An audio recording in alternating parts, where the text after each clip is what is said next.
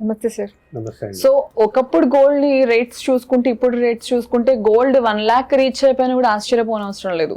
So ladies అంటే ఎక్కువ ఇష్టపడేది గోల్డ్. అటువంటి గోల్డ్ ఇప్పుడు ఎక్కడికో ఆకాశాన్ని తాటుతుంది. సో ఎప్పుడు చూసినా గోల్డ్ రేట్లు తగ్గుతున్నాయి అంటారు, మళ్ళీ ఇంతలోనే అంత పెరుగుతున్నాయి. ఇటువంటి టైంలో అసలు గోల్డ్ లో ఇన్వెస్ట్ చేస్తే మంచిదా, లేకపోతే ఇంకా వేరే దేని మీద ఇన్వెస్ట్ చేస్తే మంచిదా? మేడం మీరు మీ క్వశ్చన్లోనే ఆన్సర్ ఉంది. ప్రతి ఒక్కరు లేడీస్ ఫేవరెట్ కదా. అవును, లేడీస్ కొనడం వల్లే గోల్డ్ రేట్ పెరిగింది. అలా అంటారా? సో కొనకపోతే అంతే ఉంటుందా?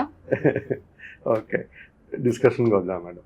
మేడం ఈరోజు ప్రజెంట్ రేట్ చూస్తే market gold rate 24 క్యారెట్ది 88,720 per 10 grams, right? 88,000. So madam ఇది గోల్డ్ అనేది ఒక కమోడిటీ.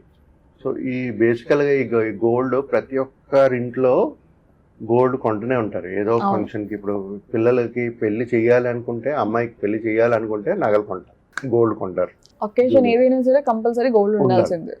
సో ఇదేం చేస్తారంటే ఆ గోల్డ్ని ఫిజికల్ గోల్డ్, దాన్ని ఫిజికల్ గోల్డ్ అంటాం కాబట్టి ఫిజికల్ గోల్డ్ కొంటనే ఉంటారు. ప్రతిసారి ఇది వస్తుంటది అక్షయ తృతీయ అని చెప్పి, కొంటే మంచిది కొనండి. బట్ అంత ఫిజికల్ గోల్డ్ ఎందుకు?